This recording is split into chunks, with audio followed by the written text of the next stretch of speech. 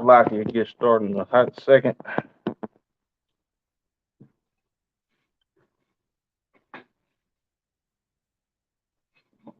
Right.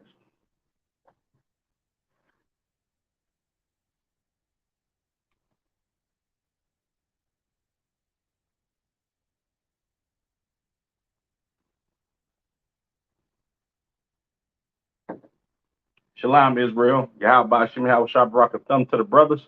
Yahweh Shamar Lathan Ba Shem Yahweh Shah to the sisters. I'm Priest Officer Karan Yala, the ISUBK. And this is Tuesday night Brotherhood class for the ISUBK Sacramento page, or Salakia. Recently renamed the Sacramento Israelite page, which is another ISUBK outlet. So today, we're going to get into not trusting your enemy, right? If you don't know, the so-called Caucasian man is your enemy, Israel. The Asian man is your enemy. The East Indian man is your enemy. Tongans, Samoans, Polynesians, and generals, these are your enemies. The Africans, they are your enemies. Everybody that's on planet Earth that's not an Israelite is the enemy to Israel. Thus saith the Lord, right? And today we're gonna get into a couple of stories, Salakia, a couple of written records in these scriptures about the children of Israel actually trusting our enemies and we reaping the benefits of slavery, poverty, oppression, right? Reaping the benefits of being up under the foot of our so-called friends, right? Now, here in America, Blacks, Latinos, and Native Americans, we have been brainwashed into believing that we can all come together with the rest of these nations, which that's so far from the truth, right? These other nations, they only want to befriend you because they understand that they can make money off of you. They can come up off of Blacks, Latinos, and Native Americans, right? You got Asians that live in our communities sometimes, and they befriend you because you dress nice, right? They can get some swag and some pointers from you. They can get a ghetto pass, so to speak, right? Here in California, a lot of these heathens, they get the N-word pass just because they grow up around black people and black people actually think that these people care about them, which is the furthest thing from the truth, right? So tonight we're gonna get into the scriptures, of course, right? And we're gonna get into a couple of times throughout history where blacks, Latinos, and natives trusted our enemies, and our enemies destroyed us. And the Lord allowed them to destroy us for trusting in our enemies, right? I'm gonna pull my first scripture. We're gonna get Ecclesiasticus and the Apocrypha, chapter 12 and verse 10. This is the book of Ecclesiasticus, chapter 12 and verse 10. Never trust thine enemy, right? The Lord said, don't never trust your enemy, right? He didn't say, come together with Asians and in wake of stop Asian hate. He didn't tell you to come together with Asians and you sit up here and sympathize with what's going on against these Asian people. The Lord said, don't never trust our enemies, right? And the enemies of the children of Israel, like it ain't hard to figure out who your enemy is. Your enemy is going to slaughter you. Your enemy is going to destroy you. Your enemy is going to rape, rob, murder, and pillage your community, right? And that's what's going on with these Asians. Not just them, but Esau being at the forefront of us being destroyed by our enemy and allowing these other nations to actually come over here and benefit off of us, right? Look at the Asians. They own hair salons, right? I mean, Slovakia, not hair salons. They own beauty supply stores in our neighborhood.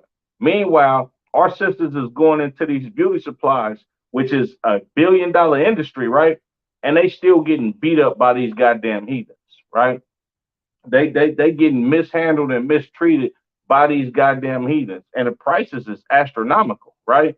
If you knew what they paid for this weave that they selling our sisters, they making 200 and 300% profit off of what they selling our people, right? Look at the East Indians. The East Indians, these is the people that's selling us gas at high prices, right? They then took over a crispy fried chicken, which was created by black people. They move over here, take over an industry that was created by our people because your oppressor, the devil that the Bible speaks of, allowed them to come over here and flourish in this community, and they benefit off of you buying chicken at their gas stations, right? Meanwhile, this recipe for this chicken, I ain't gonna lie, man, that crispy fried chicken is good as hell. I believe that they stole that from somebody's grandma, right? Or uh, KFC, the Colonel had another secret recipe that these damn Caucasians then allowed these East Indians to come over here and use that secret recipe in order for them to open up these chicken joints in our neighborhoods and the gas stations that we frequent, so your oppressor can make more money off of you. You understand?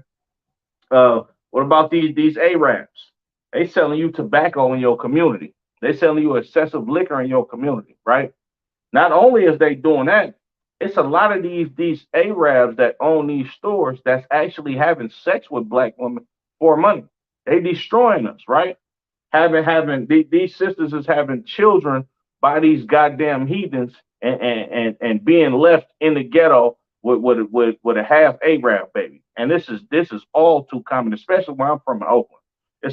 Man, the promiscuous sisters in the neighborhood. You wonder why she keep going behind that damn counter and they looking at you funny every time you walk in the store. But every time she go behind that counter, she getting a free bottle, right? She getting some free blunts. That's because our enemies understand that we are destroyed and they using us for their benefit, right? I'm gonna read that again. This is the book of Ecclesiasticus, chapter 12 and verse 10. Never trust thine enemy, right? The Lord said, don't ever trust your enemy. And you would be a fool to trust your enemy, right? Reading on, middle of verse 10. For like as iron rusteth, so is his wickedness. Iron is going to rust, right? It's inevitable, right? It's going to rust eventually one day. And so is the wickedness of your enemy against you. You are going to see that one day if you trust in your enemy. If you befriend a Caucasian man, that Caucasian man is going to accuse you of stealing from him, right? If you deal with a Caucasian woman, she's eventually going to lie on you and say you beat her and raped her. Look at all of these NFL and NBA players that go through hell dealing with these damn heathen women, right? They in court every week, seems like now, right? And what do they get at the end of the stick? At the end of them dealing with their oppressor? Heartache, poverty, trauma, you know what I'm saying? Loss of millions of dollars, contracts that they can never get back because they trusted their enemy. And like the iron rust, they seen that wickedness in the end, right? Look at our Native American brothers and sisters, right? This so-called Caucasian man broke so many treaties, it's ridiculous, right? If you look up all the treaties that the oppressor broke, you would think, damn, this can't be true. Like somebody got to be trying to rewrite history. Nah, but it's actually true, right? This is why in the Isupk up under Commander General Hana, we call the oppressor, the so-called Caucasian man, the devil that the Bible speaks of, because he deceived the world into thinking that he was a cool individual. That's why the Lord telling us, don't trust your enemy. Iron is going to rust, right? And so will your enemy's wickedness against you come out to the light, right? You know what I'm saying? But I'm gonna drop that. Let's get into a couple of these stories, right? If y'all could, Baba Kashan, make sure y'all like, share, and subscribe. It's very important because we're trying to push this truth out. We need these classes to be shared all over the planet Earth, right? So blacks, Latinos, and Native Americans can actually know that there is a group of people that actually care about them.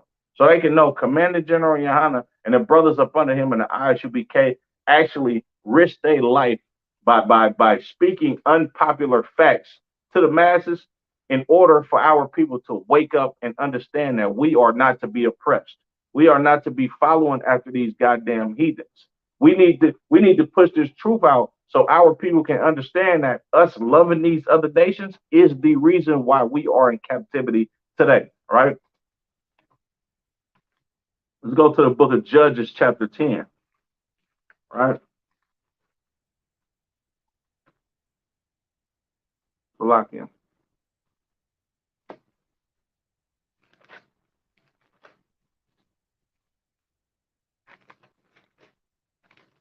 Like I said, make sure y'all like, share, subscribe. You know what I'm saying? Show your mama this, show your daddy this. Show your Christian pastor this. So he can know that the Lord is on to what he's doing by doing our people a disservice by lying to us and telling us that everything is going to be all right and Christ loves everybody, which is a goddamn lie, right? This is the book of Judges, chapter 10, and verse 1. And after Abimelech there arose to defend Israel, Tola, the son of Pua, the son of Dodo, a man of Issachar, and he dwelt in Shamir in Mount Ephraim, right? Verse 2. And he judged Israel 23 years and died and was buried in Shamir, right? So now you have Abimelech, which was a man of the Lord. This was a righteous judge, right? So he defended the children of Israel against these goddamn heathens, right? He defended the children of Israel against our enemies, right?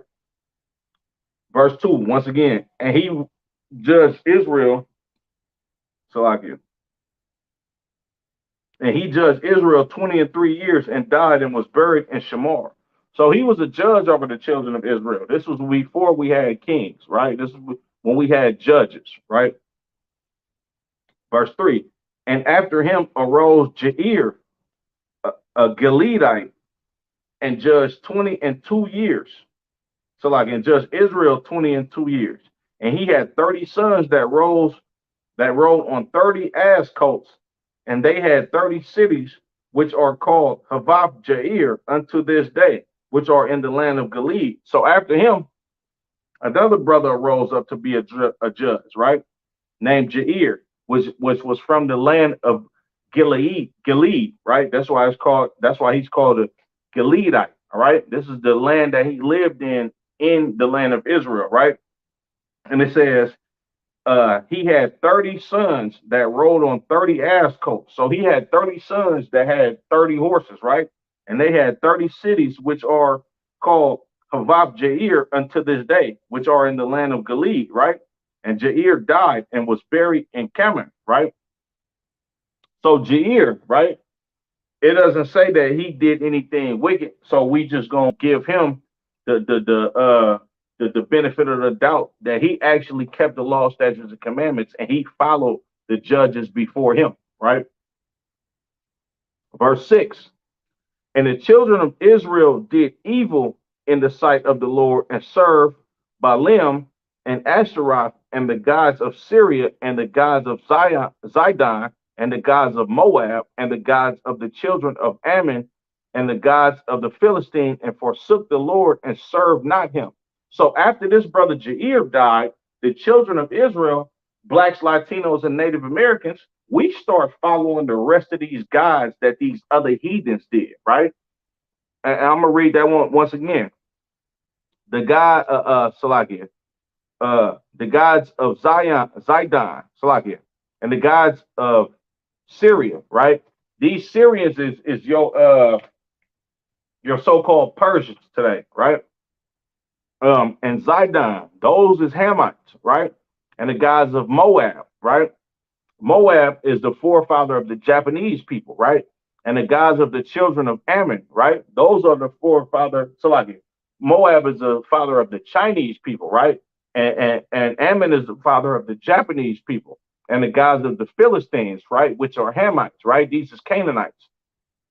And forsook the Lord and served not him, right? Now, I'm gonna come back to this, right? Let's go to the book of Deuteronomy, chapter 7, and I'm gonna start at verse 3, right? It's the book of Deuteronomy, chapter 7, and verse 3. Neither shalt thou make marriage with them. Thy daughter thou shalt not give unto his son, nor his daughter shalt thou take unto thy son. For they will turn away thy son from following me, that they may serve other gods. So the anger of the Lord be kindled against you and destroy thee suddenly. Now, blacks, Latinos, and Native Americans, right? The Lord called us a stiff necked people over time in this Bible, right? And the reason why is because we seen the customs of these heathens. Not only did we see the customs of these heathens, but we seen the other children of these heathens and wanted to have sex with them, wanted to get married with them.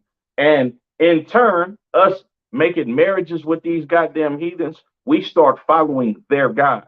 This is why you read about the mixed multitude of the children of Israel that had to be separated. We had brothers and sisters that was born of heathen women that didn't even know how to speak the Lashawan Kodash. We had brothers and sisters that was born of these heathens that didn't keep the laws of sacrifice. They did exactly what their mother side of the family did. You understand? Right? Salagia. Verse 5. But thus shall ye deal with them. Ye shall destroy their altars and break down their images and cut down their groves and burn their graven images. Verse 6. For thou art an holy people unto the Lord thy God. Unto the Lord thy God.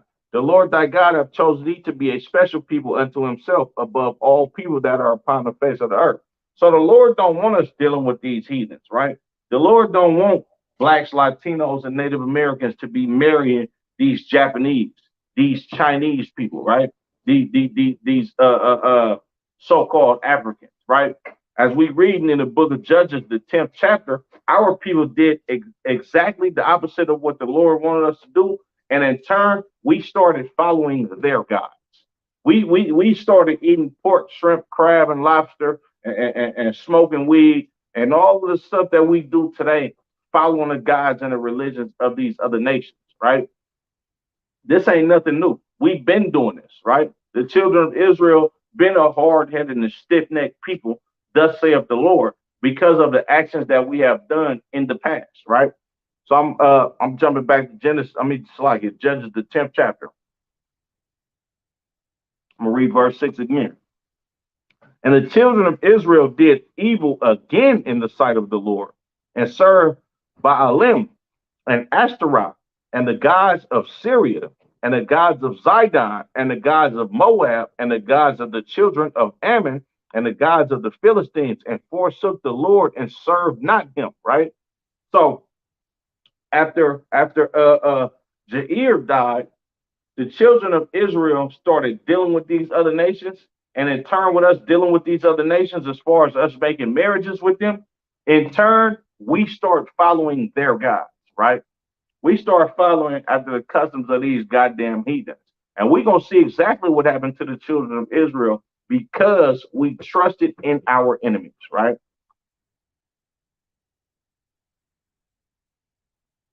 Remember, a quick sidebar,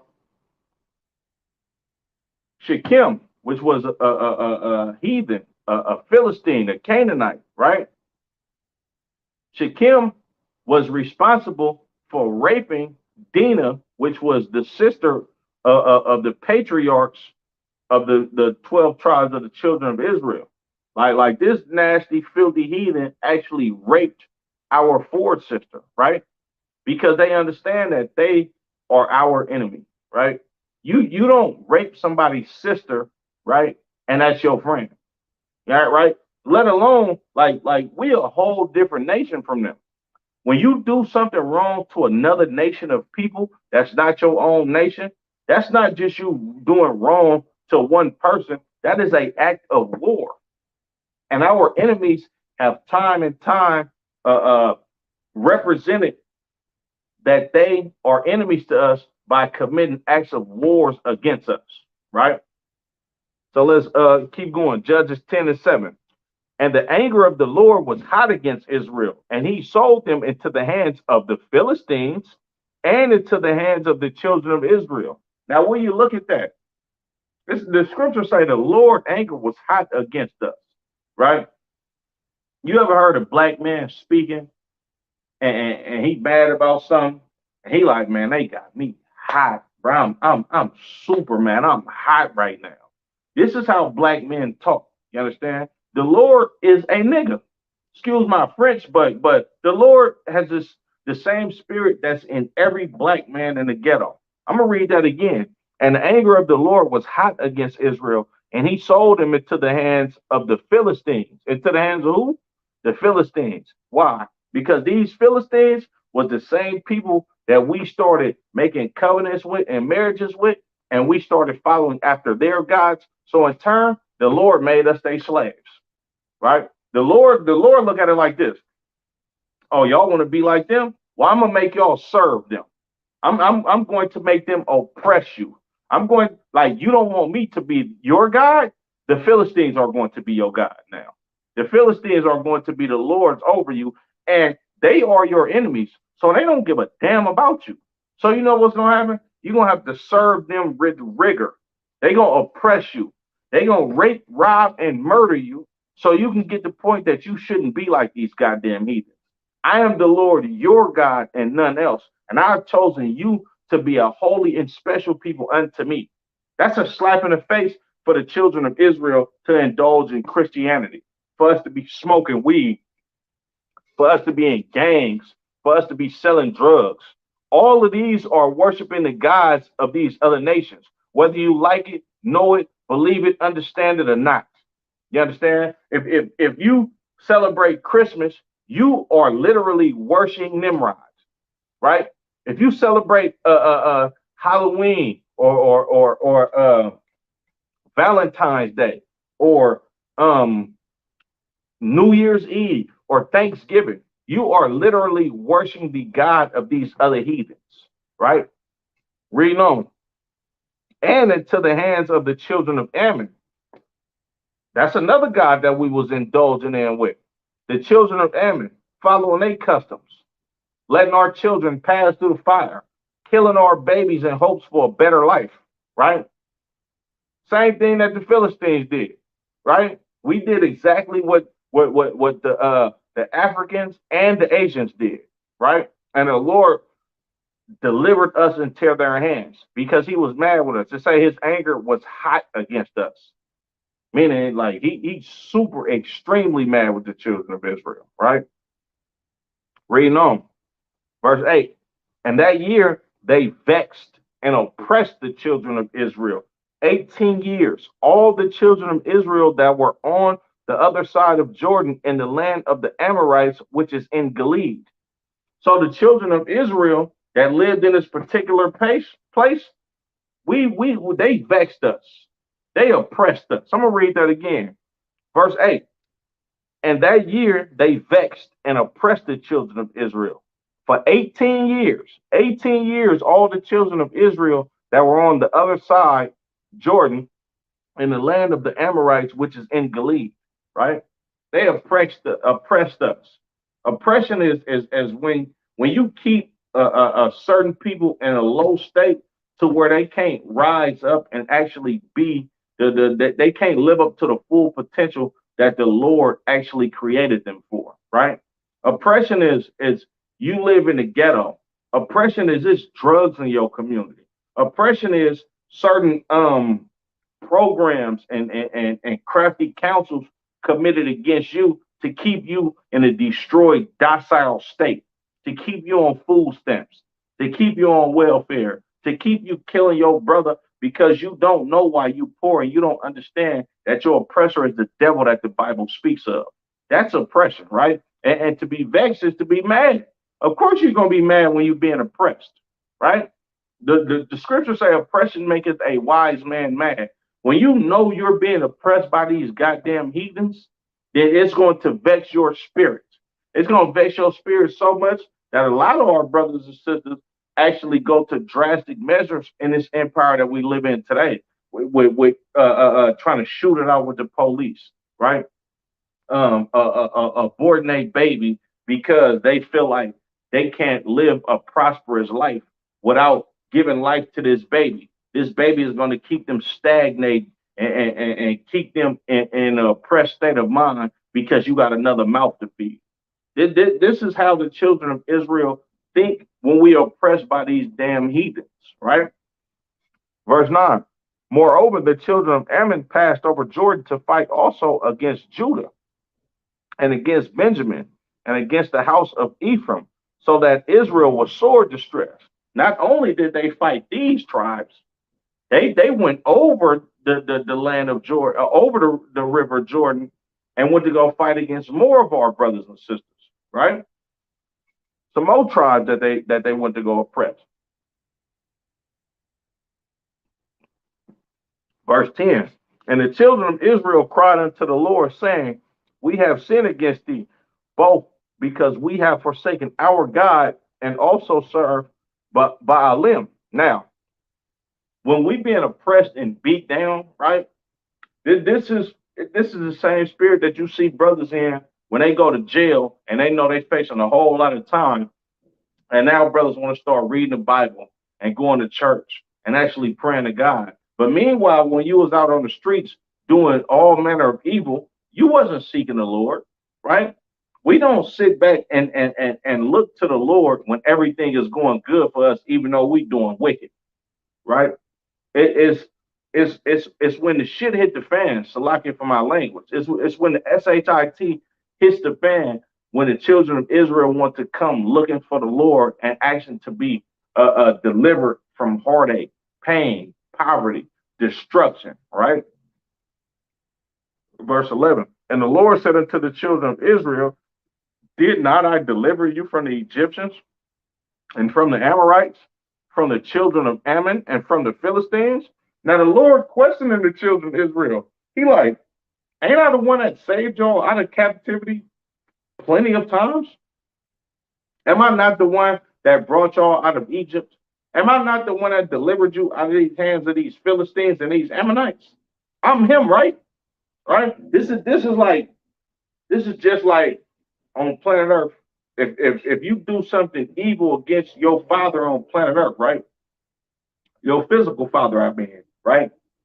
And something bad happens to you. Like I'm gonna give an example from personal experience, right?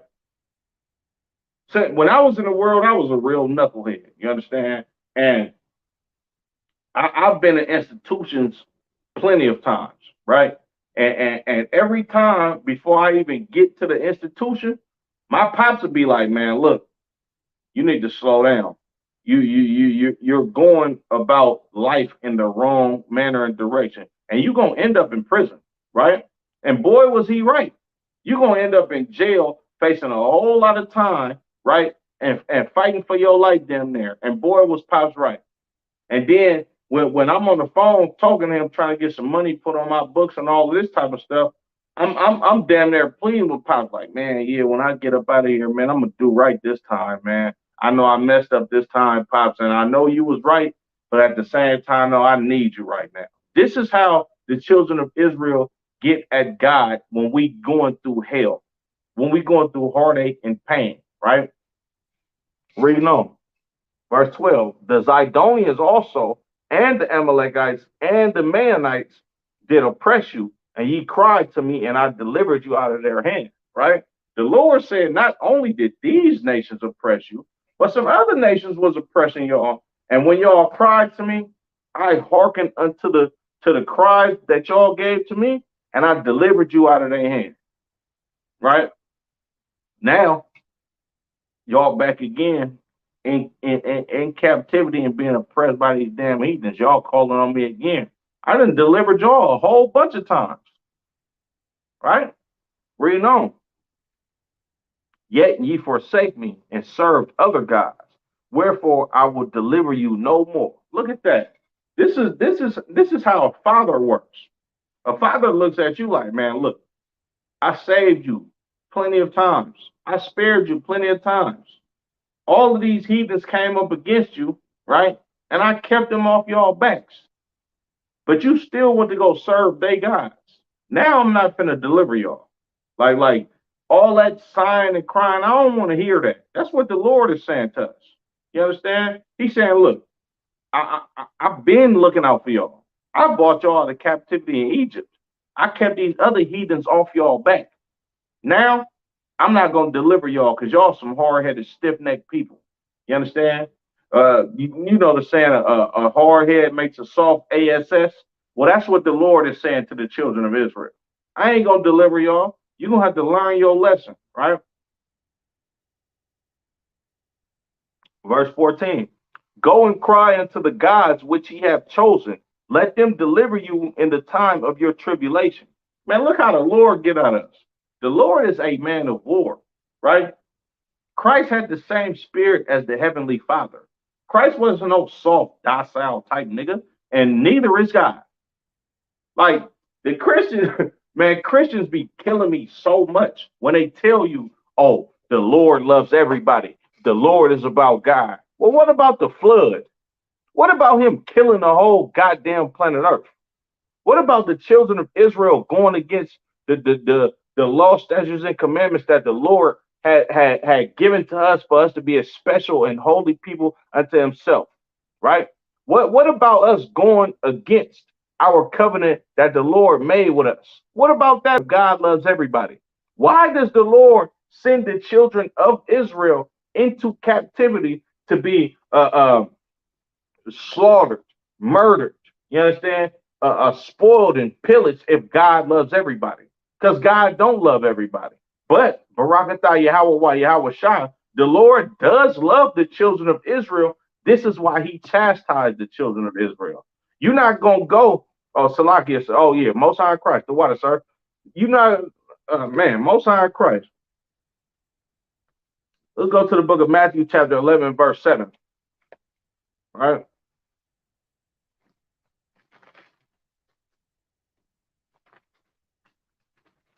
This is the book of Matthew, chapter 11, and verse 7.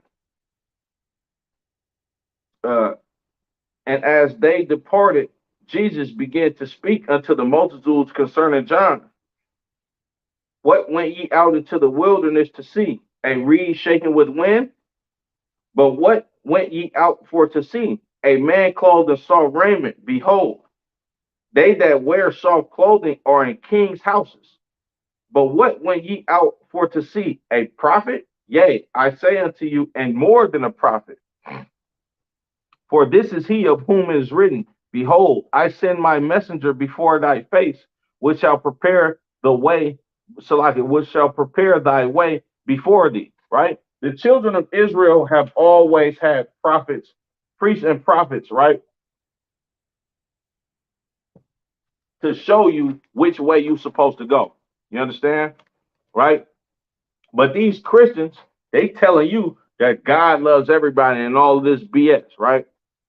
Salakia. Verily I say unto you, among them that are born of women, there have not risen a greater prophet than John the Baptist. Notwithstanding, he that is least in the kingdom of heaven is greater than he, right? And the reason why Christ said John the Baptist is going to be least in the kingdom of heaven is because John the Baptist had the spirit of your Christian pastor. He had the spirit of actually going against what Christ laid out to us. He had the spirit of going against the prophets that the Lord ordained for us to be taught by, for us to live by the laws of God, right? And this essentially is the same spirit of the children of Israel when we want to go and deal with these other heathens and these other nations, right? Christ was not dealing with the rest of these other nations, right? He didn't even bless that the Caucasian broad, right? Until she actually sat back and bowed down to the children of Israel, right? These people have to bow down to the children of Israel. It's not the other way around, right? And your Christian pastor, in turn, is teaching you how to bow down to these other nations by telling you that you need to come together with these nations and everybody can live in perfect harmony. When I'm reading to you in Judges, the 10th chapter, that when we come together in perfect harmony with these other nations and start dealing with them and dealing with their teachings and dealing with their customs, we become slaves to these other nations and the Lord delivers us into their hands. You understand? But Salakia.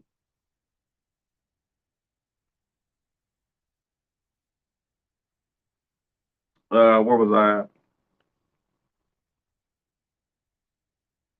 Verse 15. And the children of Israel said unto the Lord, we have sinned. Do thou unto us whatsoever seemeth good unto thee. Deliver us only, we pray thee this day. So us, the children of Israel, we like, man, look, we understand that we effed up. We understand that we sinned. Do whatever the hell you want to do with us by the hands of these heathens or whatever. But please just deliver us from this heartache and this pain that we dealing with. We asking for forgiveness once again. The Lord ain't gonna keep forgiving the children of Israel. I mean, of course, eventually he's going to forgive the children of Israel. But at the same time, a father is this: a righteous and loving father is somebody that's going to chastise you for the wrongdoing that you have done against his word, right? And that's what happens to the children of Israel. We disobey the Lord, we go into captivity with these other nations that we disobey the Lord with, right? Verse 16. And they put away the strange gods from among them and served the Lord. And his soul was grieved for the misery of Israel. Would you look at that? Soon as we come back to the law, statutes, and commandments that we supposed to live by, soon as we come back to our culture, soon as we get to wearing mitres, headpieces, right? Honoring the Sabbath, going to the Isupk Passover, following the Day of Atonement, right? Stop eating pork, shrimp, crab, and lobster. Stop being a whore. Stop being a goddamn homosexual, right? Stop smoking weed and getting high and being a drug dealer. Soon as we do all of these things, the Lord, I'm gonna read that again. It says, and his soul was grieved for the misery of Israel. You know what it means for the Lord for his soul to be grieved of the misery of Israel? The Lord is going to put a hurting and a beating on these goddamn nations that did everything up under the sun to the children of Israel in the time of our calamity. That's a father. A father is going to come to your rescue and chastise whoever the hell chastise you, right? But Christian pastors don't understand that. They don't give a damn. They getting money, right? Creflo Dollar got $1 million jets. TD Jakes, Geno Jennings. These Negroes got large followings. Meanwhile, they leading the rest of our people in captivity. They leading the rest of our people into destruction up under these goddamn nations. Look what's going on in the Christian church. The Christian church tells you you need to forgive your enemy, right? They know goddamn well that Caucasian man is our enemy. They know damn well that we went into slavery at the hands of these so-called Caucasians, right? These oppressors, right? But they telling you to forgive your enemy. Why are they telling you to forgive your enemy? Because your enemy is paying him money. Your enemy funded all them gay suits, right? Them alligators. Your enemy funded that Christian pastor in Brooklyn's $1 million worth of jewelry that brothers ran in that church and took off his neck at gunpoint. Your enemy is funding all of this. This is why this is why your Christian pastor don't see nothing wrong with you coming together with Caucasians, right? They envy the Caucasian man.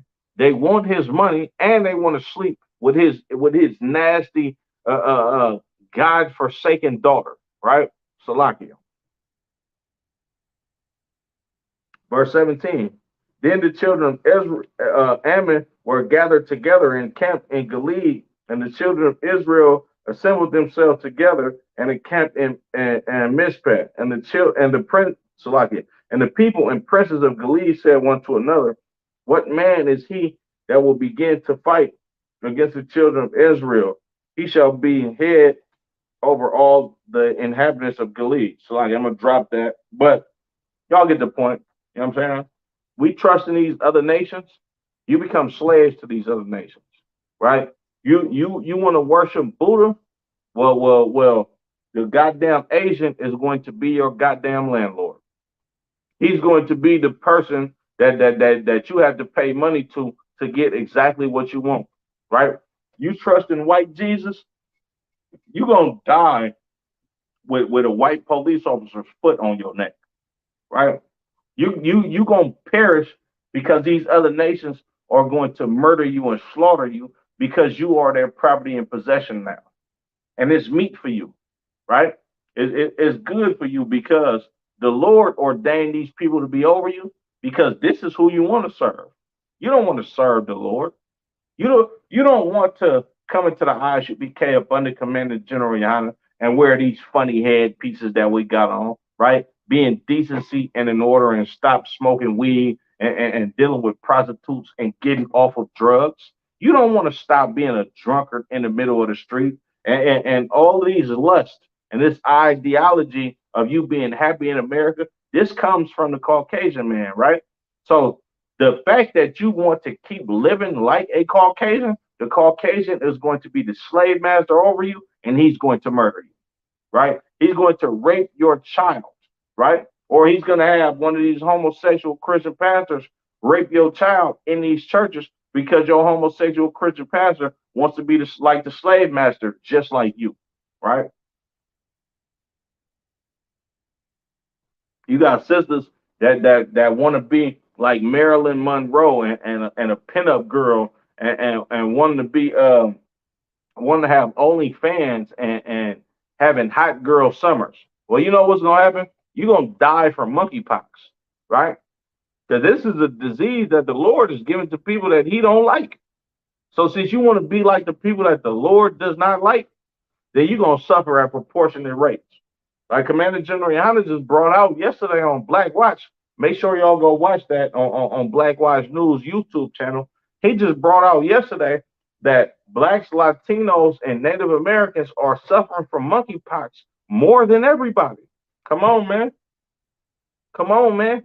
You gotta really understand, dear children of Israel, that the Lord is showing you that He does not like the lifestyle that you live in this empire, right?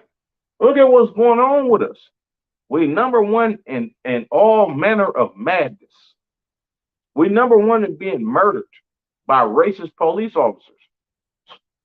Report just came out, nigga. We number one in monkeypox. Good night. Monkeypox is fairly new, but we number one in that. Why? Because we trusted in our enemies. We wanted to be just like them, right? Like it. Let's go to the book of Second Kings. All right. Let's find some more big head Negroes that understand, right? That understand that they can live like these damn heathens and the Lord is not going to do anything to them. This is the book of Second Kings, chapter 16. In the 17th year of Pekah, the son of Remaliah, Ahaz, the son of Jotham, king of Judah, began to reign. 20 years old was Ahaz when he began to reign, and reigned 16 years in Jerusalem, and did not that which was right in the sight of the Lord, his God, like David his father, right? So, in the 17th year of Pekah, the son of Remaliah, Ahaz, the son of Jotham, king of Judah, began to rule, right? So Ahaz began to be the king over the children of Judah, right? And this is coming after the children of Israel had a civil war and we split the kingdom, southern kingdom and northern kingdom, the kingdom of Israel and the kingdom of Judah, right? Verse 3. But he walked in the way of the kings of Israel, yea, and made his son to pass through the fire according to the abominations of the heathen, whom the Lord cast out from before the children of Israel. Now, King Ahab made his son pass through the fire, right? He literally sacrificed his son in fire in hopes of a better life because this was the custom of a heathen nation that he lived round about.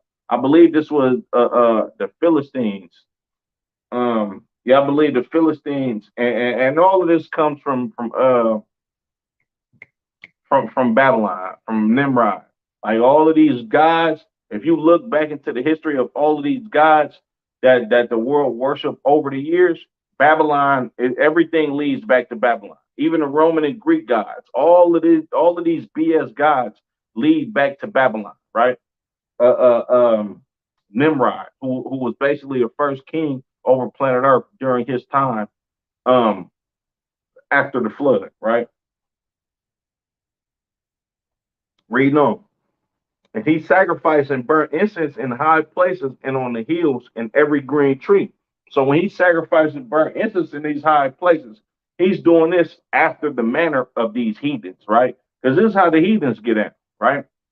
The customs of the heathens, this is what he was fond of, right? He had already killed his goddamn son, right? In the same manner of these heathens by making him pass through this fire, basically giving his own flesh and blood child as a burnt sacrifice unto a god that doesn't mean a goddamn thing, right? Verse 5. Then Rezin, king of Syria, and Pekah, son of Remaliah, king of Israel, came up to Jerusalem to war, and they besieged Ahaz, but could not overcome him. Now, the king of Syria, right, as well as the king of Israel, came up against Ahab, who was the king of Judah. Now, once again, like I said, we got a split in the kingdom at this time. So the children, the kingdom of Israel is the northern kingdom, right? Uh, uh, uh, so-called so-called Latinos and Native Americans inhabited the Northern Kingdom, which like it. Their capital was a city called Samaria, right? And they hooked up with a Syrian king to come fight against their goddamn brothers, to come fight against the children of Judah, which is in the Northern Kingdom, which consists of Haitians, Jamaicans, all the brothers and sisters from the transatlantic slave trade on the Caribbean islands and the so-called North American Negroes, right? So you got the king of Israel coming together with the Assyrians. I mean, it's like not the Assyrians, with the king of Syria, right? Because Assyria and Syria is two different kingdoms, right? So you got the northern kingdom getting together with the Syrians to come fight against the southern kingdom, right? So you got the northern kingdom trusting in these goddamn heathens, right? And let's see what happens, right? And I'm gonna read verse 5 again, 2 Kings chapter 16 and verse 5. Then Rezin, king of Syria, and Pekah, son of Remaliah, king of Israel, came up to Jerusalem to war, and they besieged Ahaz, but could not overcome him. So they came up against King Ahaz, but they could not overcome him, meaning they couldn't conquer his kingdom, right? Verse 7. So Ahaz sent messengers to Tiglath-Pileser, king of Assyria, saying, I am thy servant and thy son. Come up and save me out of the hand of the king of Syria and out of the hand of the king of Israel, which rise up against me. Now, not only did the king of Israel make a covenant or a league with the king of Syria, Ahaz being a king of the southern kingdom, right? Being a king of Judah, he made a league with the Assyrians, right? Like, man, look, come help me fight against them, right? They then teamed up against me, and I need your help to fight against them. This is another piece of our kingdom trusting in these goddamn enemies, right? So you got the northern kingdom, right, which is called the kingdom of Israel, trusting the Syrian army, right? Then you have the southern kingdom of Israel trusting in the Assyrian army, right?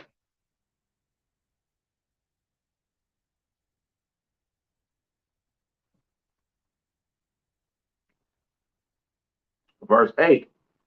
And Ahaz took the silver and the gold that was found in the house of the Lord in the treasures of the king's house and sent it for a present to the king of Assyria.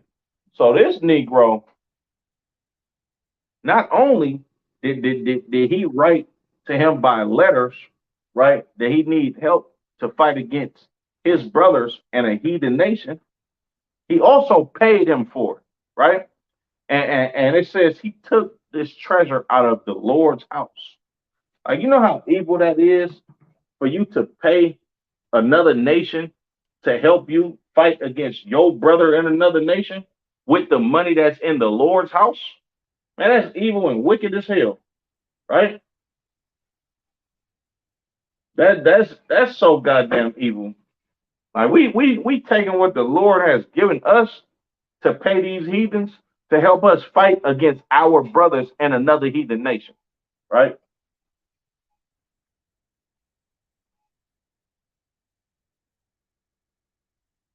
Like, what was I at?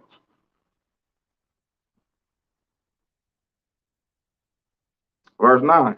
And the king of Assyria hearkened unto him, for the king of Assyria went up against Damascus and took it, and carried the people of it captive to Kir, and slew Rezin, right? So this king of Assyria, he went up and he listened to Ahaz, right? And he ain't just listened to Ahaz because Ahaz was a good friend to him and they was cool with each other. Hell no. He listened to Ahaz because Ahaz paid him. Ahaz gave him some money, right? So what he did was he went up against the Syrians, right? He went up to Damascus and took that goddamn city, right? And slew the king Rezin, right? Verse 10. And King Ahaz went to Damascus to meet Tiglath, Tiglath Pileser, king of Assyria, and saw an altar that was at Damascus. And King Ahaz sent to Urijah the priest the fashion of the altar and the pattern of it according to all the workmanship thereof. Right. So when this Assyrian king, right? When this Assyrian king took Damascus, right? King Ahaz went up there to go meet him and thank him and probably pay him and all of that type of stuff, right? And when he went up there, he seen an altar, right? Now, this is not an altar of our people. This is an altar of the heathen, right?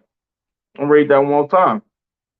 And King Ahaz sent Urijah the priest the fashion of the altar and the pattern of it according to all the workmanship.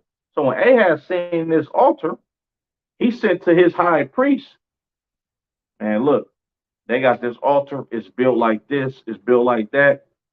Check this out, right? Verse 11. And Urijah the priest built an altar according to all that King Ahaz had sent him from Damascus. So Urijah the priest made it against Salaki.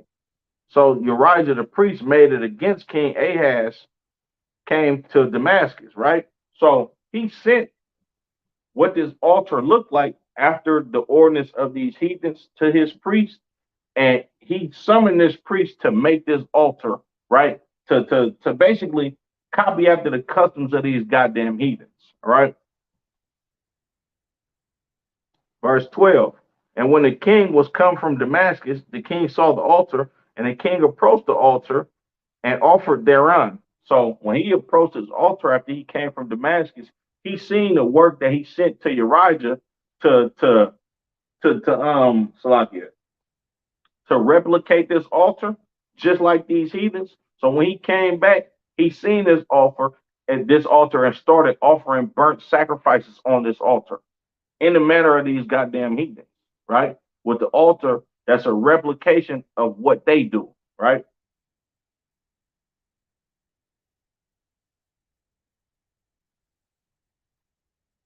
And he burnt offerings and his meat offering, and poured his drink offering, and sprinkled the blood of his peace offerings upon the altar. And he brought also the brazen altar which was before the Lord from the forefront of the house, from between the altar and the house of the Lord, and put it on the north side of the altar. Verse 15. And King Ahaz commanded Urijah, the priest, saying, upon the great altar, burn the morning burnt offering, and the evening meat offering, and the king's burnt sacrifice, and his meat offering, with the burnt offering of all the people of the land, and their meat offering, and their drink offerings, and sprinkle upon it all the blood of the burnt offering, and all the blood of the sacrifice, and the brazen altar shall be for me to inquire by. Right? So King Ahaz, he took this altar and began to sacrifice, right? How we supposed to sacrifice unto our God. He began to sacrifice on this goddamn heathen's altar, right? In the manner of the heathen, right? So basically, he bastardized the customs of the children of Israel at that time to be like the goddamn heathens, because we were saved in battle by these heathens that he had to pay, right? Verse 16. Thus did Urijah the priest according to all that King Ahaz commanded, right?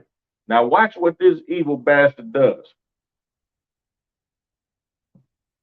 Verse 17. And King Ahaz cut off the borders of the bases and removed the laver from off them, and took down the sea from off the basin oxen that were underneath it, and put it upon a payment of stones. Now, when you understand what King Ahaz is doing, King Ahaz is stripping the temple of certain ornaments that was made by brass, right? That was made with brass, right? He basically is taking the wealth out of the temple now. He already paid this goddamn heathen with money that was in the temple. Now he's taking down the designs and the decorations of the temple, right? Verse 18. And the cupboard for the Sabbath that they had built in the house, and the king's entry without, turned he from the house of the Lord for the king of Assyria, right? Now, he took all of these decorations and glorious ornaments that we built up for the house of the Lord, and he gave it to these goddamn heathens, right? He gave it all to the heathens. He started tearing stuff off the wall. Oh, this is brass. Yeah, I'm gonna give it to king to the king of the Assyrians. Oh, I see this. Oh, yeah, I'm gonna take this down and give this to him too, right? I'm gonna drop down to St. Kings, the 17th chapter now. Let's get into the 17th chapter. In the 12th year of Ahaz, king of Judah, began Hosea, the son of Elah, to reign in Samaria over Israel. Now, Salakia, 9 years. Now, we just talked about King Ahab, right? Ahaz, right, was the king, which was the king over the children of Judah in the southern kingdom. Now let's get into this northern kingdom, right? Because like we just read, this northern kingdom made a league with the Syrians, right?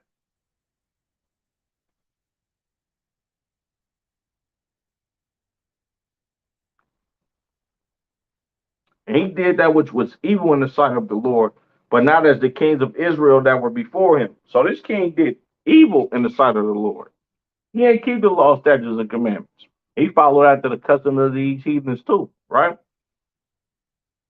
Verse 3. Against him came up Shalmaneser, Shalmaneser, king of Assyria, and Hosea became his servant and gave him presents, right?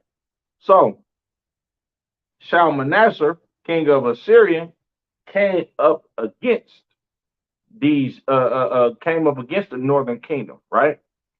And the king at that time, right, Hosea, he began to be a servant to these Assyrian kings, right?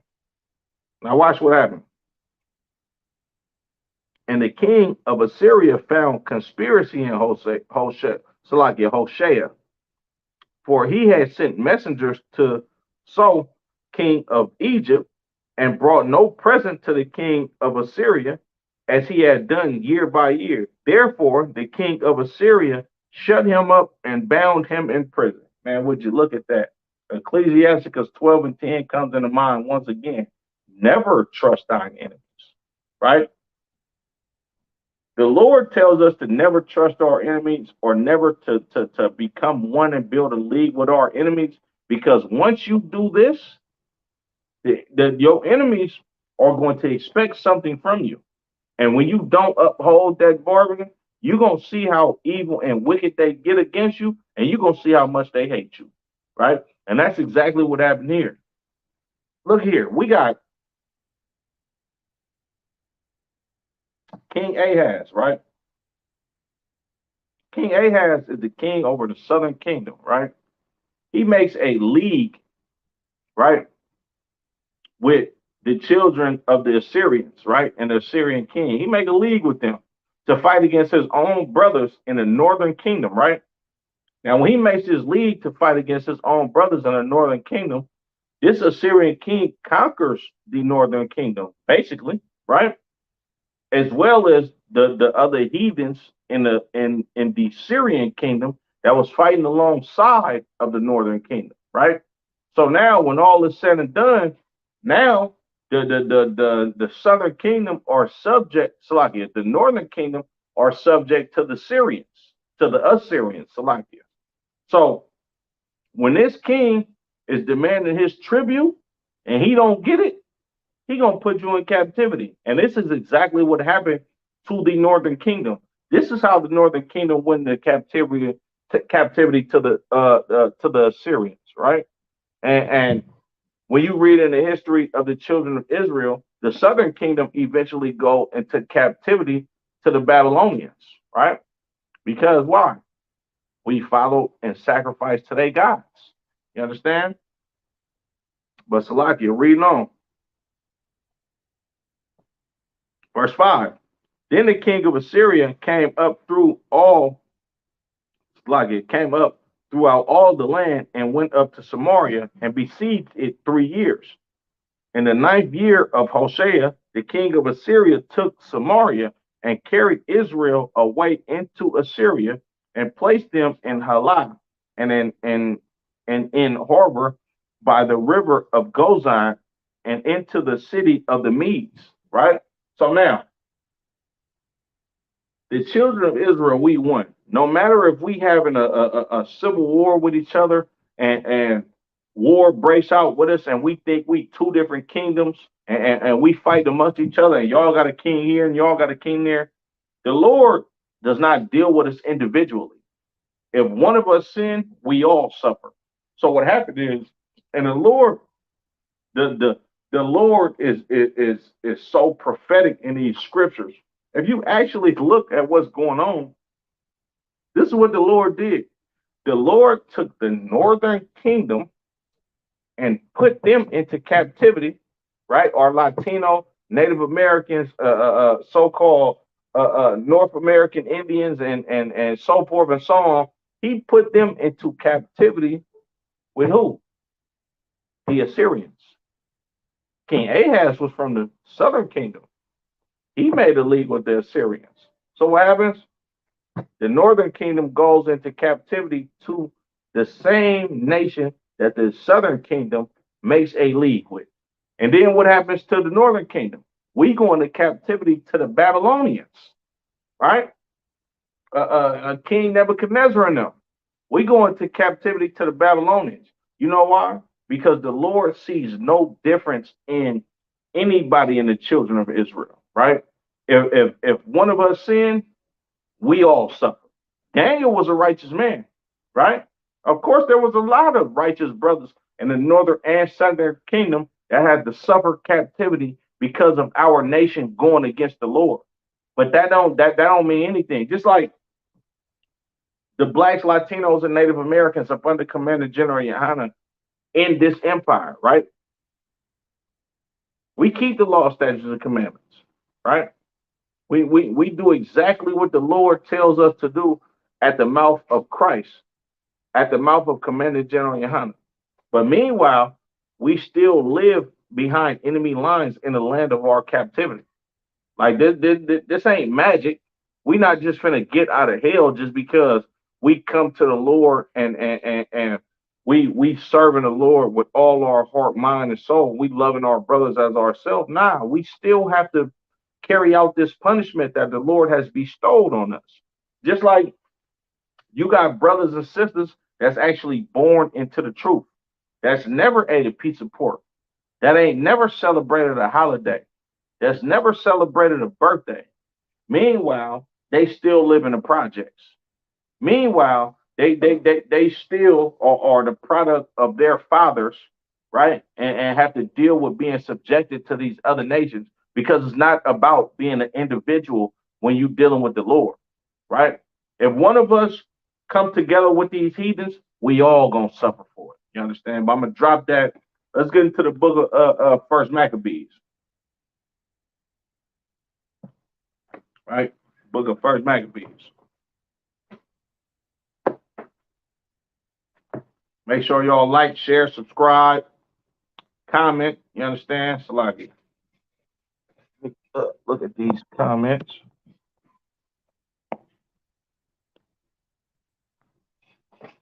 Yabashim al Shabarakathum to everybody tuning in. Yabashim al Shabarakathum, Officer Shabal, sir. The water for tapping in as usual.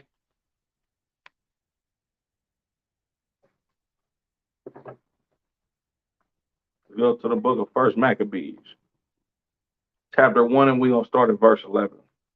Right?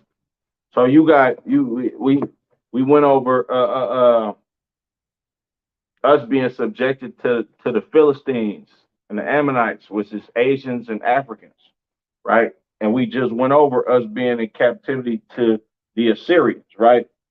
Then we went into captivity to the Babylonians and so forth and so on, right?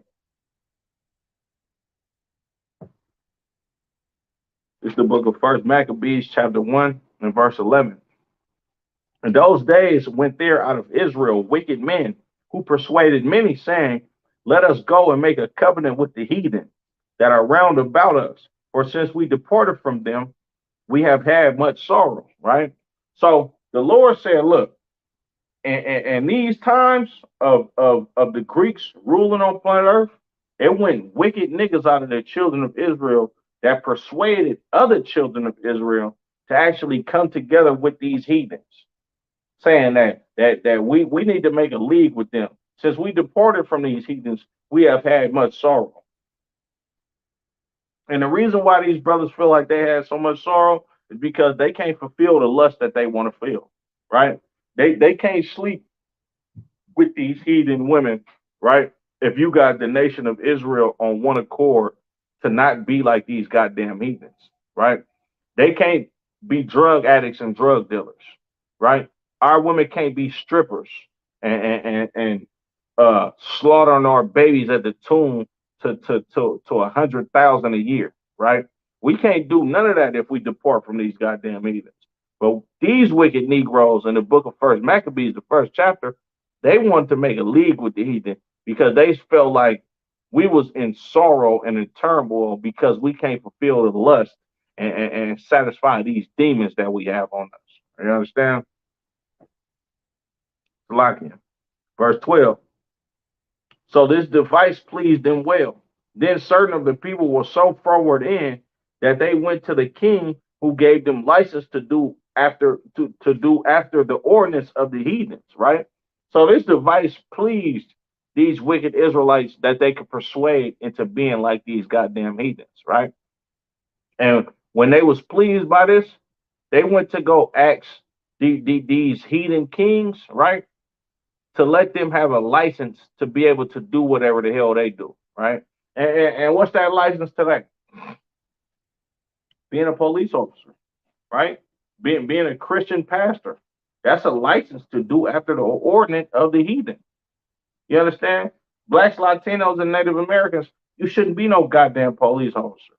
Because a police officer in America is built off of being a slave catcher. That's the ordinance of a heathen.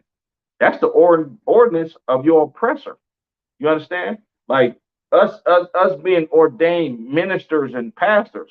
That's the ordinance of your so-called oppressor, right? The license for you to be a legal drug dealer and indulging in the cannabis business, right? That's the license after the ordinance of the heathen. blacks, Latinos, and Native Americans, we don't do drugs in our culture. We don't get high in our culture. We don't grow psychedelic drugs to be in a twilight zone and summons demons and enchantments in our culture. That's not what we about.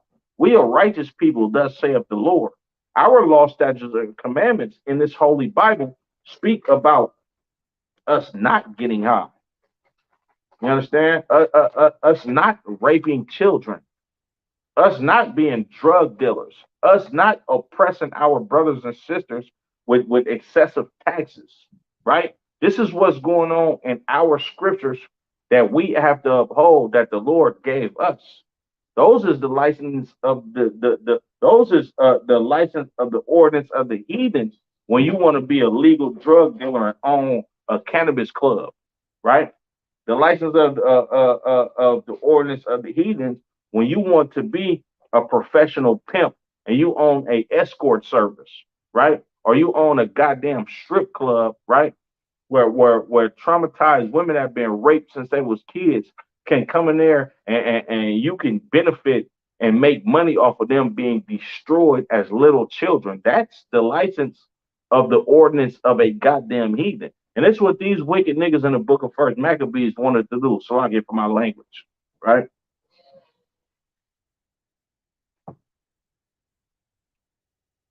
Reading on, verse 14.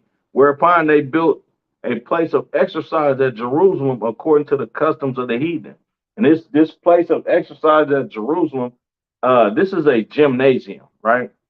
The word gymnasium, I can't remember the original definition of it, but a gymnasium is something that the Greeks set up, right, for them to have fun doing these Greek games and this borderline homosexual activity by them indulging in certain games and stuff and doing this while they was naked, right? While they had no clothes on because this is the custom of the heathen, right? When you look at the Olympics and sports in America, right? The Olympics and sports in America is about them putting you in the most skimpiest clothing items because it's illegal for you to be naked in public these times. But back in the times of the Greeks ruling, you could walk around butt naked and wouldn't nobody say anything to you. You understand? Of course, that's not our culture. That's heathen culture. That's the culture of the Greeks. But our people were so encompassed and want to be just like these damn heathens. We built a place of exercise in Jerusalem for us to indulge in these goddamn customs. You understand? And when I the reason why I say goddamn so much is because the Lord does condemn all of these actions that the children of Israel have been indoctrinated to participate in. You understand? The Lord has damned these damn actions, right? Reading on, verse 15, and made themselves uncircumcised and forsook the holy covenant and joined themselves to the heathen and were sold to do mischief. Like we made ourselves uncircumcised in our minds and physically. We stopped circumcising our sons on the eighth day, how we were supposed to do, because this is the holy covenant, right? We forsook the holy covenant even more when we stopped following the law, statutes, and commandments that the Lord told the children of Israel to live by, right? Verse 16. Now, when the kingdom was established before Antiochus, he thought to reign over Egypt, that he might have the dominion over two realms, right? So I'm gonna jump down. What Antiochus basically did was not only did he take Jerusalem with the minds of the people, he went down there and physically fought a war with the Egyptians. So these Greeks slid past Jerusalem. Oh yeah, these Negroes is on board. Okay, we see y'all worshiping our God. You got the wicked leaders of your nation and y'all done build a place of exercise. Oh yeah, yeah, for sure. We're gonna go ahead and slide past y'all because we see what y'all got going on. Y'all doing exactly what we told y'all to do. Now I'm finna go to Egypt and go mob on Egypt. I'm finna go take Egypt and take everything that they have because I want to reign over two realms, right? This is where the Edomite Cleopatra and her where she descends from. These people. Cleopatra was not a goddamn African. She was a white woman that's a descendant of these so-called Caucasians or Greeks that went down there and smashed on it, right? Dropping down.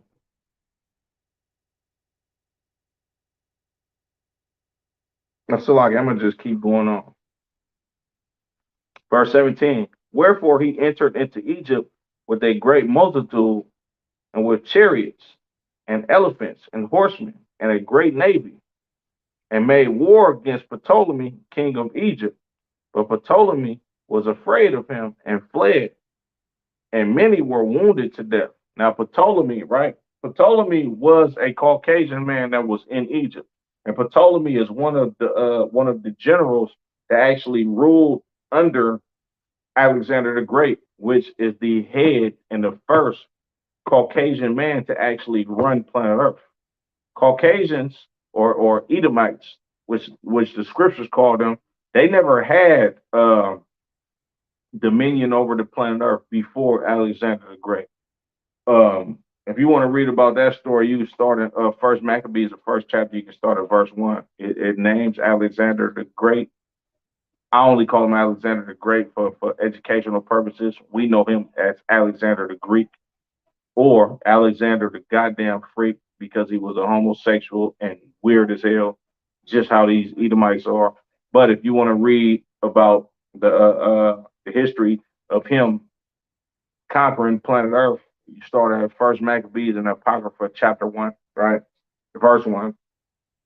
But Ptolemy was one of his generals, right, or if not one of his generals, Salakia, I don't want to be too long winded on it, but Ptolemy was a goddamn heathen. Not only was he a heathen, he wasn't an African. He was a so-called Greek, right? Which the Caucasian man is not a Greek. He stole that from somebody, but that's a whole nother breakdown. Salakia. Verse 18. And made war with Ptolemy, king of Egypt, but Ptolemy was afraid of him and fled, and many were wounded to death. So Antiochus, he went down into Egypt with a great big army, elephants, horsemen, right? And he went to go make war with Ptolemy. But Ptolemy was spooked. So he got up out of there like, nah, you can have this, bro. I'm cool. You feel me? Right. Verse 19. Thus they got the strong cities in the land of Egypt, and he took the spoils thereof. So it was a successful trip by going down there to go to war with Ptolemy, who reigned over Egypt at this time. So when Antiochus went down there and made war with Ptolemy, yeah, he won that battle and took the great cities of Egypt, right? And after that, Antiochus had smitten Egypt. He returned again in the 140 and third year and went up against Israel and Jerusalem with a great multitude, and entered proudly into the sanctuary and took away the golden altar and the candlestick of light and all the vessels thereof, and the table of shewbread and the pouring vessels and the vials and the censers of gold and the veil and the crowns and the golden ornaments that were before the temple, all which he pulled off. He took also the silver and the gold and the precious vessel. Also, he took the hidden treasures which he found. And when he had taken all away, he went into his own land, having made a great massacre and spoken very proud. Man, look, Antiochus, right? He went to Jerusalem after he took Egypt, right? And he robbed us blind. He robbed us blind, right? And the reason why he was able to come into our sanctuary and rob us blind, because these wicked men of the children of Israel, right? Which you go up in verse 11 and read about, these wicked men basically gave them the authority to rule over us by saying we should come together with these goddamn heathens and do what they do, right? The Lord is going to put you in captivity to who you want to be like. You want to serve these heathens? The Lord is literally going to make you serve them in ways that you never thought was possible. You want to come together with these heathens? Like we want to be like Greeks and Romans? Well, the Greeks and Romans are going to rape, rob, and murder you and slaughter you because you have done so wicked against the Lord that the Lord is going to punish you at the hands of these heathens that you want to be like, that you want to come together and build a league with. The Lord is going to give you exactly what you want, even more. Oh, you want to serve these heathens? Yeah, I got you. I'm going to send a wicked heathen against y'all, and he's going to slaughter you. He's going to rob you blind. I'm going to read that again. And when he had taken all away, he went into his own land, having made a great massacre and spoken very proudly. When Antiochus came to Jerusalem after he took Egypt, he took all of our treasures out of our temple. And he made a massacre out of our people. And then on top of that, he went back to his kingdom and spoke proudly of what the hell he did to the children of Israel. Right? He like, man, look, I just took Egypt, and then them Israelites, the ones that want to serve us, yeah, I went over there and did a number on them dudes too. That's the Lord giving you what you want, Israel. Right? Reading on. Therefore, there was great mourning in Israel and every place where they went. Right? So, because these wicked men wanted to make a league with these heathens, right? These heathens slaughtered us, robbed us, right? Then went home and spoke proudly to what the hell he did to us. And then what it say? It says therefore there was great mourning in Israel in every place where they were, right? It was great mourning. The children of Israel, we was in sorrow at that time. We was sighing and crying and dying, right? Verse 26. So that the princes and elders mourned, the virgins and young men were made feeble, and the beauty of women were changed. Man, that boy. I'm gonna read that. I'm gonna break that down slowly. So that the princes and elders mourned. The princes, the brothers who had a high social status in among the children of Israel were in mourning. Right? That's just like, all right. Let's look at the who the so-called princes of Israel today, according to American society. Allen Iverson, LeBron James. You know what I'm saying? All of these young entertainers and athletes and young people with money that's of nobility. Imagine them just sitting back sighing and crying, right? Because their oppressor did us so wrong when they made a league with this goddamn oppressor, right? Uh, and the elders mourned. Our elders mourned. Like that's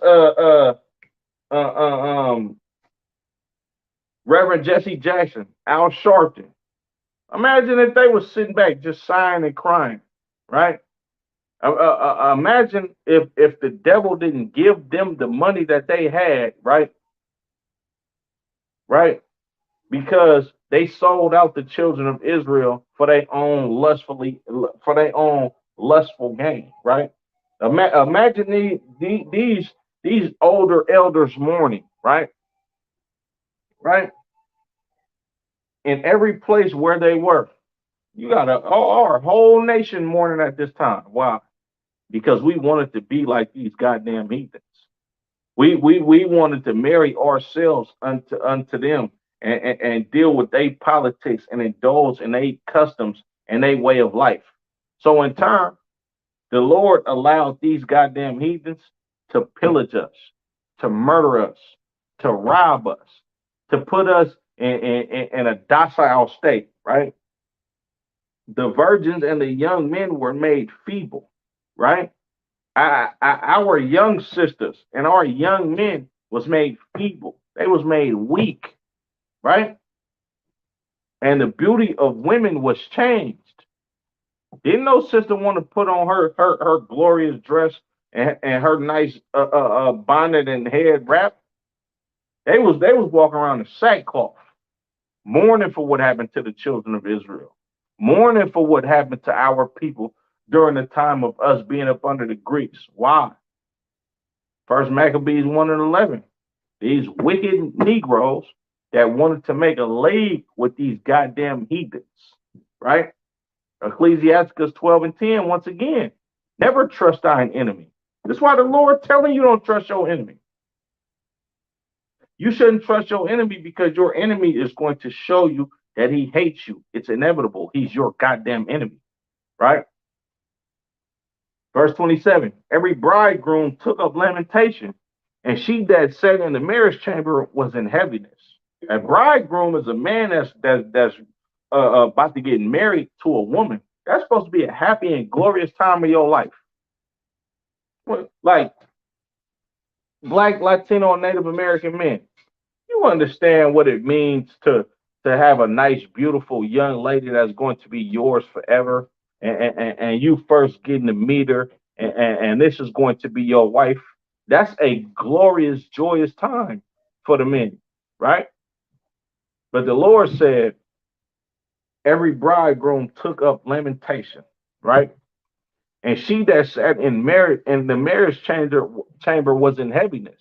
A woman that's sitting in the marriage chamber, a woman that's sitting to consummate her marriage, to actually bear children one day, to have this man that's going to love and protect her, to have somebody that she's going to spend the rest of her life with.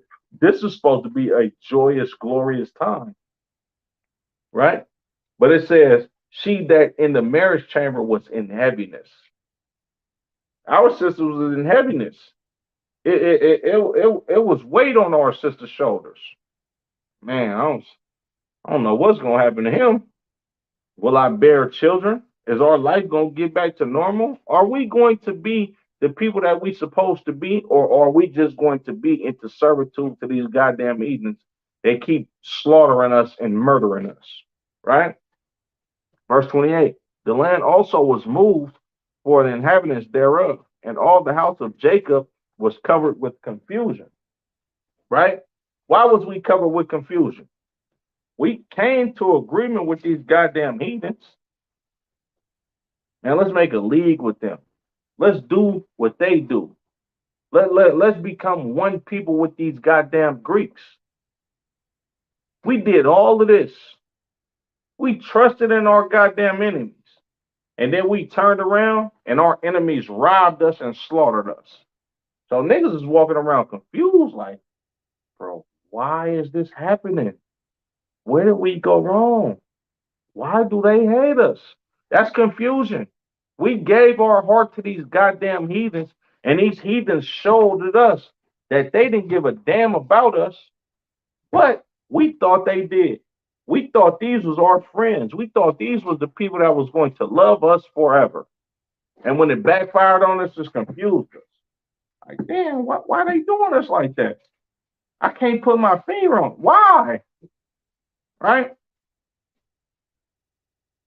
Verse 29, and after 2 years fully expired, the king sent his chief collector of tribute unto the cities of Judah, who came unto Jerusalem with a great multitude, right? The king, after 2 years, he sent his collector to collect the taxes to the city of Jerusalem, right? Salakia. With a great multitude, with a whole lot of people. Verse 30, and speak peaceable words unto them. But all was deceit. And when they had given him credence, he fell suddenly upon the city and smote it very sore and destroyed much people of the children of Israel. Look at that.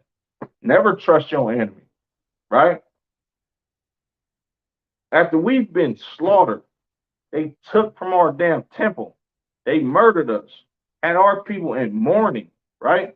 Had our people in a confused state of mind. 2 years after he did all of this to us, he sent his chief collector. The chief collector comes to us speaking peaceable words, but it wasn't peace in his heart. In his mind, he wanted to kill us. So after we gave him credence, right? After we gave him the benefit of the doubt, after we gave him trust, what it say he did? It say he fell suddenly upon the city and smote it very sore and destroyed much people of the children of Israel. This damn heathen killed a whole lot of us after we showed him that we trusted him. After we showed him that we good and obedient servants, he slaughtered us, right? After we paid him all of this goddamn tax money, right? Because these wicked niggas wanted us to be up under these goddamn heathens, they came and murdered us, right? Verse 31. And when he had taken the spoils of the city, he set it on fire and pulled down the houses and the walls thereof on every side. Not only did he murder us, he took all the spoils from us, he took all the money and the goods from us, and he burnt down our houses. He burnt down our cities. He burnt down the walls of our cities. Now, if y'all go if you familiar with the series called The Last Kingdom, that'll give you somewhat of an idea on how cities was built back then. It wasn't just a big old freeway. Anybody was able to enter into any city at every given time. It was walls around cities to keep intruders out, right? To keep people that want to do harm to that city out. And then you had guards on them in them cities, right? These goddamn heathens burned down our cities and tore down the walls of these cities, right?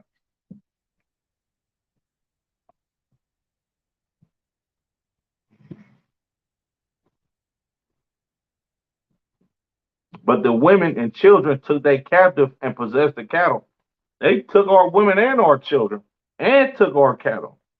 Then builded they the city of David with a great and strong wall and with mighty towers and made it a stronghold for them for them. So they took the tribute from us. No, first of all, they came into our temple, took everything from us, made a massacre of the children of Israel. Then the king sent his chief collector 2 years later, right, to come collect the money. Then he massacred us again. Then they burnt down our cities and burned down the walls and then built it up to be a stronghold for themselves. Come on, man. Read on. And they put therein a sinful nation, wicked men, and fortified themselves therein.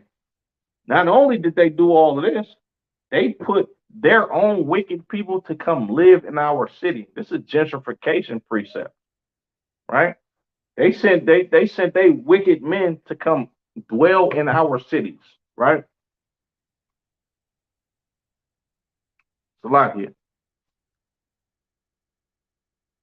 They stored it also with armor and victuals, and when they had gathered together the spoils of Jerusalem, they laid them up, and so they became a sore snare, right? So they took all the treasures of us and basically put them in a big vault, right? In order for them to enjoy, right? They came and smashed on us, mobbed on our whole city, right?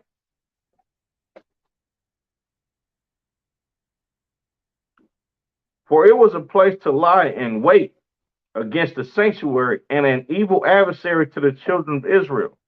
Thus they shed innocent blood on every side of the sanctuary and defiled it.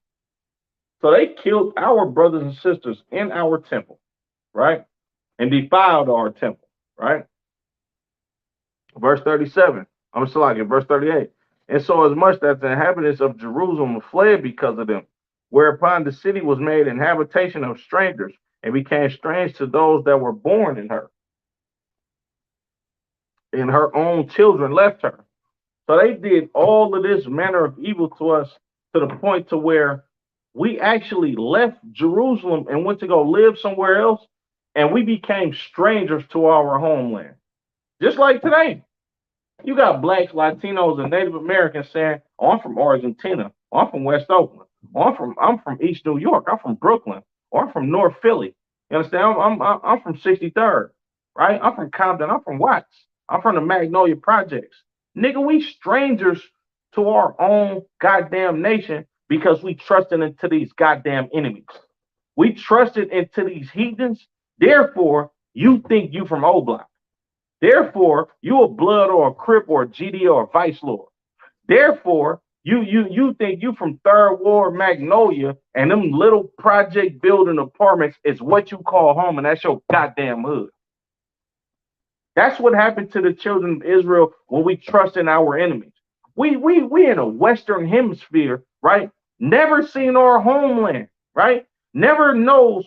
We don't know how glorious it is to live in the land of the Lord that He gave to us. But we fighting over colors. We fighting over blacks in the ghetto in America, right? We think we from Brazil. You think you a Jamaican or a Haitian. You got brothers wearing Haitian flags. When Haiti was set up by the French, right?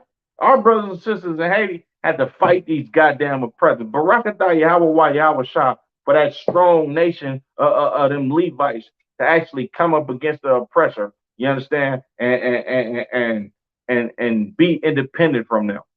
Even though it's hell, right? It's hell. We going through all trials and tribulations in Haiti, right? Haiti is the poorest country in the Western Hemisphere because we fought against our goddamn oppressors, right? That's more courage than you goddamn Christians got. That's more courage than you goddamn Muslims got. Muslims be talking about the so-called white man is the devil.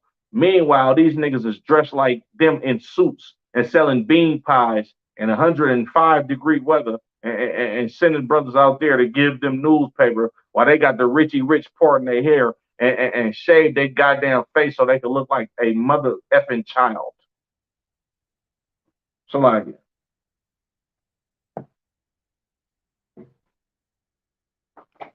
verse 39. Her sanctuary was laid waste like a wilderness. Her feast was turned into mourning, her Sabbaths into reproach, her honor into contempt, right? Everything that's glorious about the children of Israel, everything that's glorious about our homeland, it got flipped upside down. We went from being a joyous people to being a people of mourning. We went from celebrating the Sabbath and all our high holy days to just sitting back devastated on these days that we were supposed to rejoice, right? Salakia.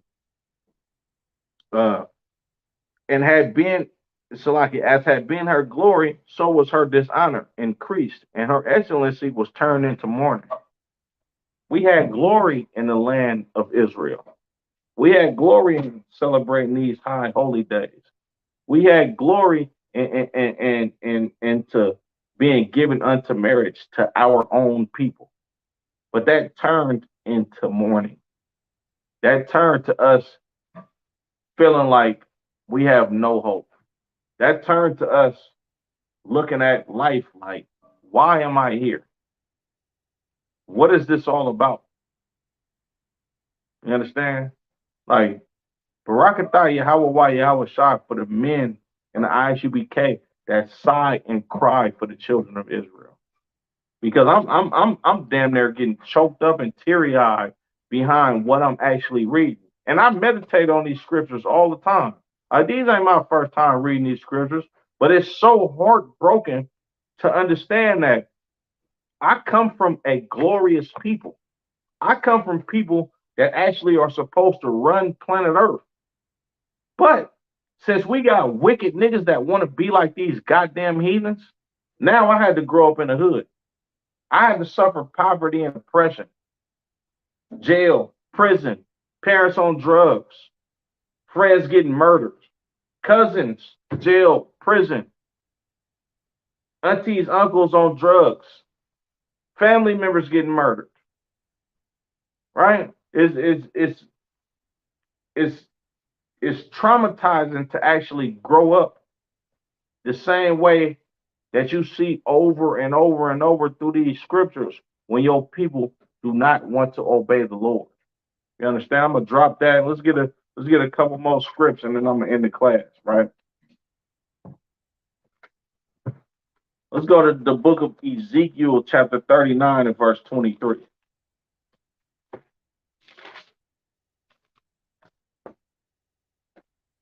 Make sure y'all like, share, and subscribe, right? Help us push this truth because the children of Israel need to hear this. We need to understand where we going wrong.